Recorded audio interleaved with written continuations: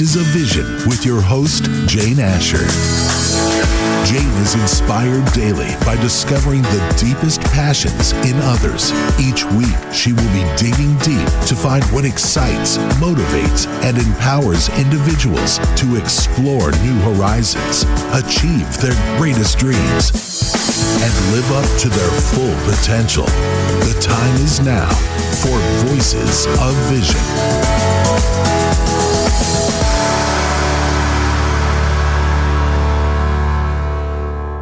Well, a very happy Monday, and I'm always so blessed when I get connected to individuals that are doing just remarkable things on the planet. And my life is such that I'm a very curious gal by nature, and so I'm always talking, and I'm very inquisitive, and I want to find out what makes people tick.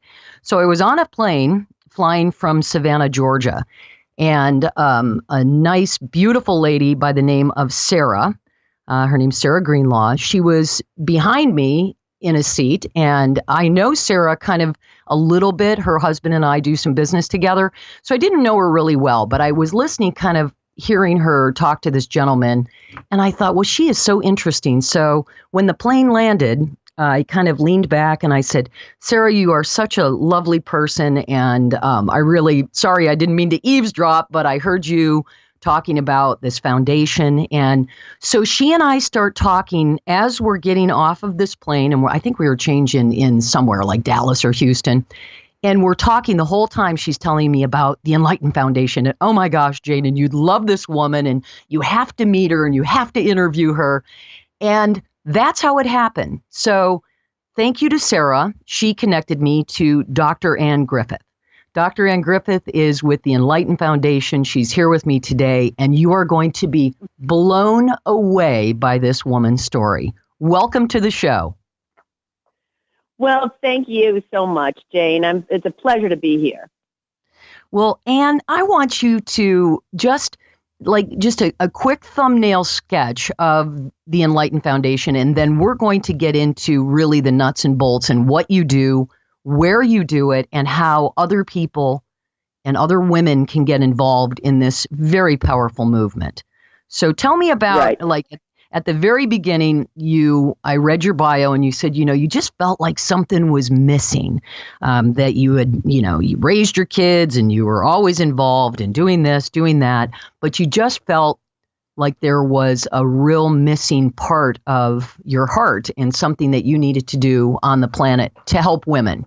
So take it from there. Well, you're right. I was in my mid-40s and actually was a director at a church that was nearby and had been the, dutiful mother, dutiful wife, and just thought, this is not exactly what I signed up for. Just strike this set because it is so much work, but always at the whim of someone else, always an assistant, always someone that was the passenger in the seat. And I know the kind of personality I am. And my father always had something that would say something like, you're a leader. You need to get out there. You need to do this. You need to do that. And here I was, 45 years old, thinking, who am I? What is my whole identity? What am I supposed to be doing? And the interesting part of this is that I did not have any idea really what I was supposed to do. I think by that time, there's so many women at that age that just don't really understand. They sort of lose their identity. They sort of lose their purpose. And I was one of those. And to boot, I was in a church that really didn't respect women as leaders, didn't respect them as directors. And so we were pushed to the side as well in terms of our own abilities to make decisions. And I was just done. And one of the things that happened to me was that the deacon board came to me one day and said, Anne, all of those missions that you're working with and what we're giving money to, well, we're going to go ahead and stop that. And we're going to go ahead and put all of that money into one mission, and it's a vineyard in Italy. And I looked at them and I thought it was a joke. But then I realized, they're serious here. So I said, our missions are hand to mouth with these people. If you think that you can just take this money away and they're not going to suffer, you need to think again. And they said, oh, no. We know. And it's okay. They'll find it somewhere else. And I said, I was so dumbfounded that I said, if I can prove to you that we are making a difference, that we are helping them to survive, if I travel there and prove to you, would you think again? And they said, yes. So I went to Zimbabwe, had never flown across the pond, never done anything like this, was terrified, and landed on the tarmac of Harare in Zimbabwe to meet a mission group. And was the last one out of the luggage area. Nobody was around. I opened up the doors to terrified. And I just thought, well, if they're not here, I'm just going to fly back to London and I'll go to Princess Diana's funeral or whatever, her cemetery. And then at the end of that, they were right in front. And, hello, Anne, it's so good to meet you. It's so good to have you here.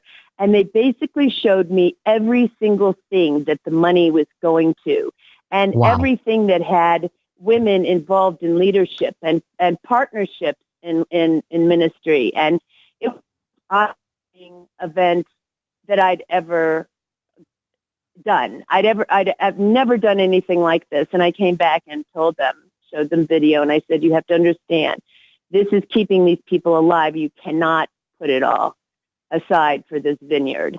And they did, and they kept it for several of the ministries. But the upshot of the whole thing was, I thought, if I am feeling this way, and if many women in ministry are feeling this way, then I need to know about this. I need to study this. I need to see this, because there are differences around the world for women. There are differences for women in ministry. And I was really happy that I could go over there. And we're actually going back in and putting a program back into Zimbabwe again, after Mugabe has been in there for a while. And so it's been a wonderful, wonderful, exciting time. But that's exactly sort of how I started everything. Okay, so you are part of a ministry with a larger organization or a church out of Denver. Right. You go over, you see the need, you show them the need, you come back. But how do you go from there to creating the Enlightened Foundation? I mean, you literally... So I studied. I went back to school. I went back just to one school. second. If somebody's... Okay, go ahead. I'm sorry.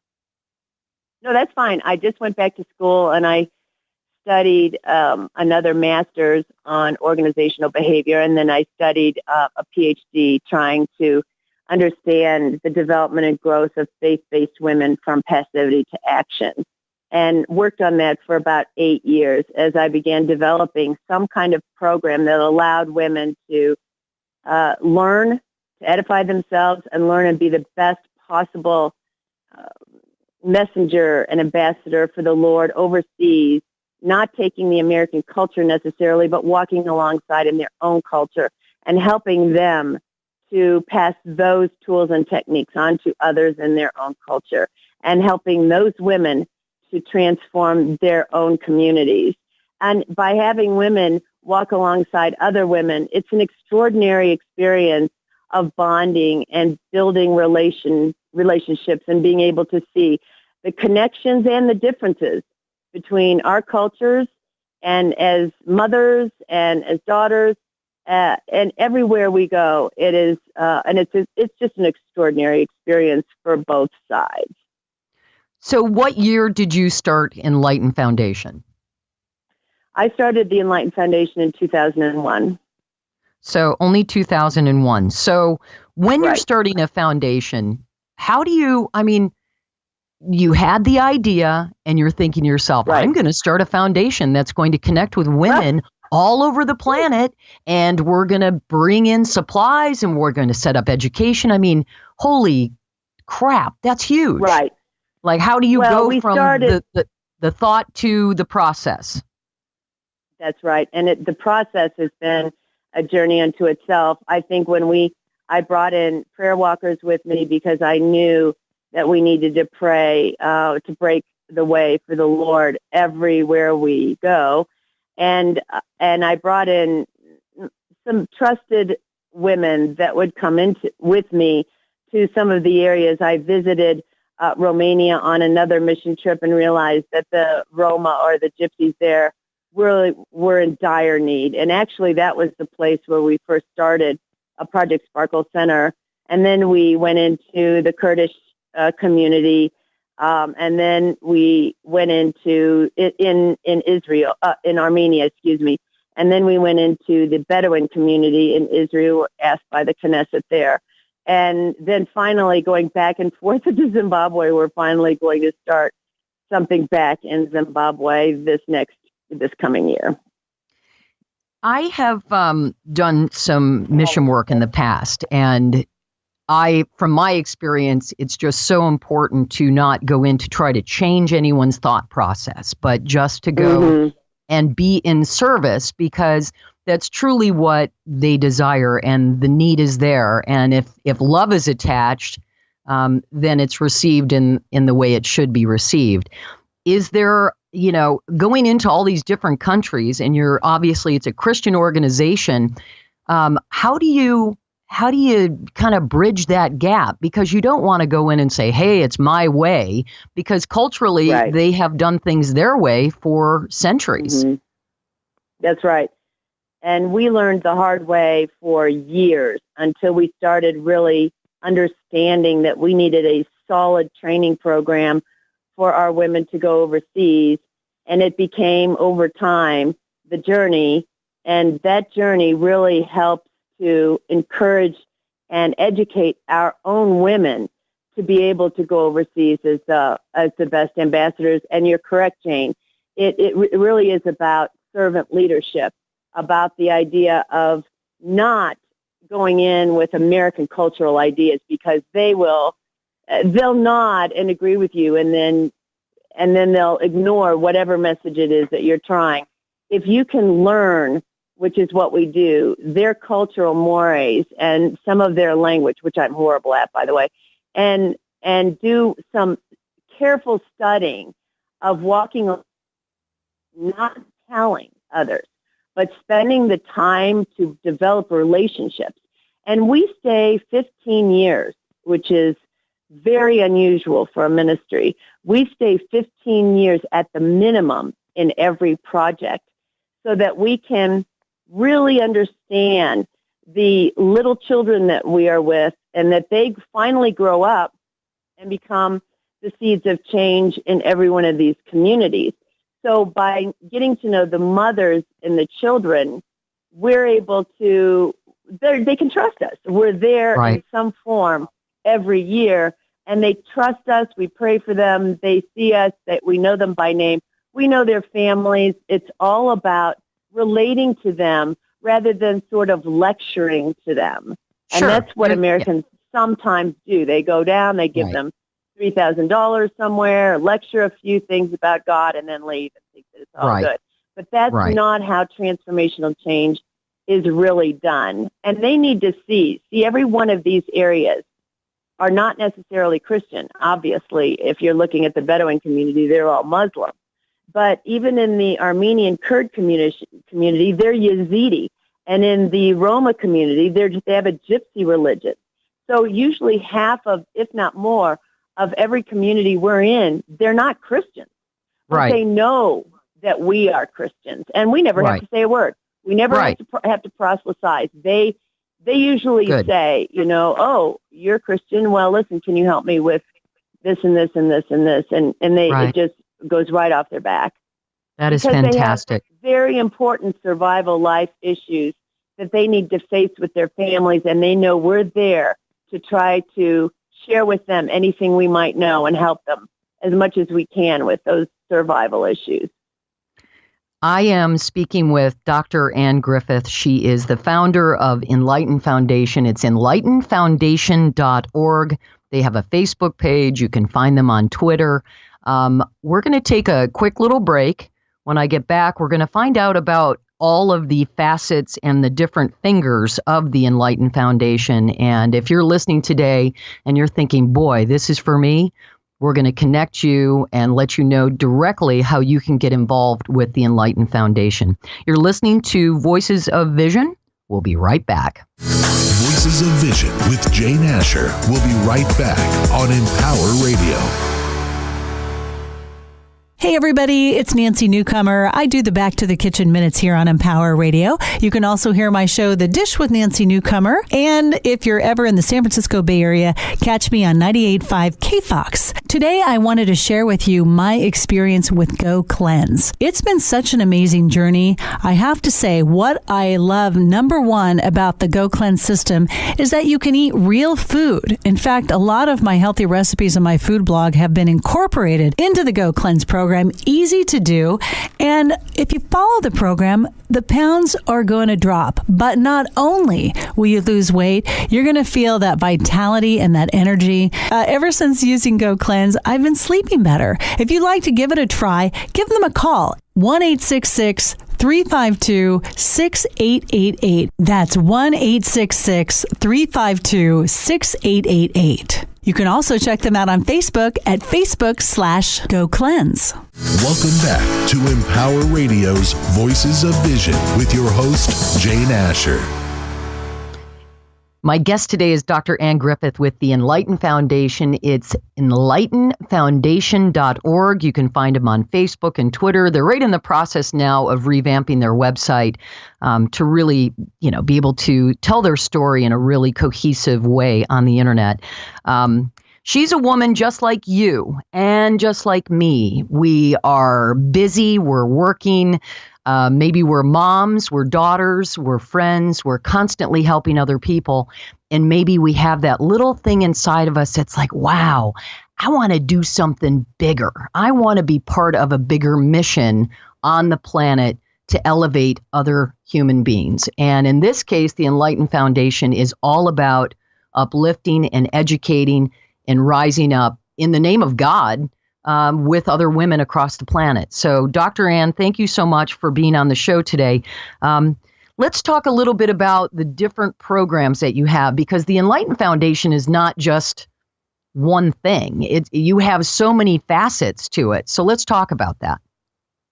Okay. Thank you, Jane. Yes, we have, as our main goal is that we really want to be able to go, the Lord has always commissioned us to go to the world and bring light to this world. And as you know, and everyone out there knows, it's a very, very dark world. And so we cannot sit back. This is not the time to sit back. Everyone in the world is waiting for us, and they're waiting for us to try to help encourage them to say that you can have a life and that you're not just a mistake in this world. And so when we're out in Project Sparkle programs in the poorest and poorest of areas, we have to be prepared. And that means we have to do our own spiritual journey, which we do. And it takes months to do that, but it's so much fun. So the journey we have developed over time, literally for 12 years, all kinds of experiences, a master's and doctorate degrees, and lots of God behind all of it, is that we prepare Christian women to be able to relate around themselves and relate in their community and relate to the world. And we go through a whole empowerment piece. We have groups that meet, and they start off with identity, value and worth, awareness. They go into purpose. They go into all kinds of communication and conflict issues, anything that you can imagine. And all of it is meant to empower, to give tools and techniques to that female. And she can use those right with her own kids and right with her own family.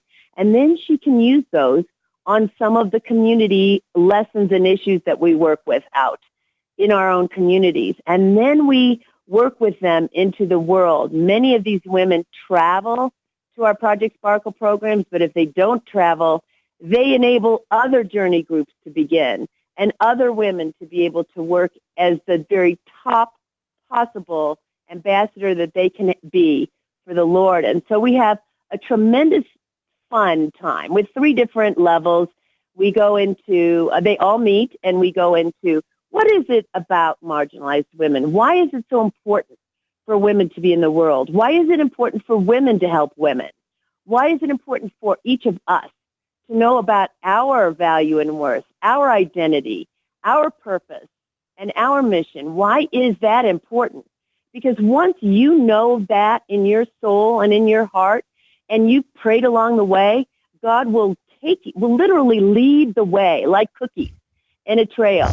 You will be led to do God's work in this world. And it's so fun. It's fun. Is it easy? No. But what is easy in this world? It's never easy in this world. But that's okay because you're prepared. And so many of us go, well, we can't really do that. I just don't feel like I could ever witness, or I don't think that I could ever lead a group. I don't think that I could do a project. Yes, you can. Yes, you can. Mm-hmm. And this is what we do. This is what we do. We say, now let's take this step by step. Let's work on this together. And there are mentors and leaders and all kinds of facilitators. Everyone is there to help you find what you are able to do and who you are under God. And it's a wonderful experience. That is, I am so inspired when I listen to what you're saying. It is so heart-centered, and it really comes from a place of great passion. And I love it because I'm a woman and I'm in my 50s and I have children. And I've always, I think as a little girl when I came on the planet, for some reason, I had this thing. I knew I was here to do something bigger. And I always felt like that when I had my kids. I'm like, oh, this is the greatest gift ever to have children. And I love being a mom. I mean, it's really empowering, but there was always something within me. And I in my daily conversations with other female friends, because I have such dynamic women friends, we actually are all feeling like that. We're all feeling like, okay, what is my gift and how can I best use it to help other people? And this is just a phenomenal organization. So if you're listening today and you're sitting there and you're going, oh my gosh, this Dr. Anne and Jane are so inspiring me to get involved, go to enlightenfoundation.org. And right up at the top, you'll see there's a little Facebook icon, there's Twitter, there's a YouTube, there's an email. There's even, I think that P, is that Pinterest? You maybe do that too. Wow, they even have a Pinterest page. So you can find out all about the organization, and don't be shy. If you have if your heart is pounding like mine is right now, I get such a rush when I talk to Anne because all I want to do is jump in with both feet, spread my arms, and start flying with this foundation. And I personally am getting involved in it because after one conversation with you, I'm like, where am I going? What can I do? How can I help with the skill set that I have? And so if that's happening to you right now while you're listening, please reach out and talk to Anne, or she will connect you with someone in your area, depending on where you live on the planet. I'm sure she's got a friend that can pick up the phone and you can have a conversation with them about how you can get involved. So anyway, that was my little PSA for the Enlightened Foundation. And we only have a couple minutes left. So in closing on this interview, tell me a little bit more about what do you see for the future and whatever you would like to share with the audience. Sure. I know when I studied some of this work, and I'm speaking to those women who really go through their day with just a sort of sadness. And I read a line that said, you can look at women at a stop sign and you'll see so many crying. And often that is a place where women find that they can have the only time that they can actually cry is when they're driving. Well, let me tell you something. It's okay. You don't need to be crying. Get up and give us a holler, because this is the most exciting thing you will ever do. It is something that gives you purpose and lets everybody else do their thing. And it's okay that you can do this. It's okay that you can find this. The Lord is with you every step of the way. So find courage, find strength. Let's go onward together. And we can change this world, and it'll be a wonderful thing for you. You won't be 80 years old and wish you had taken that one step. So you take the step, and we'll go together. And thank you, Jane. So I'm going to have Anne back on the program. You've been listening to Voices of Vision. It's all about the Enlightened Foundation. It's enlightenfoundation.org. You can connect with them on their website and, just kind of check them out. And if this is resonating with you, by all means, pick up the phone or send an email or connect with them through Facebook or Twitter and get involved. Thank you so much for listening. I'll be back next week. Inspired? Motivated? We hope so. Join Jane next week as she connects with another motivated soul, driven to live their life's purpose on Voices of Vision, here on Empower Radio.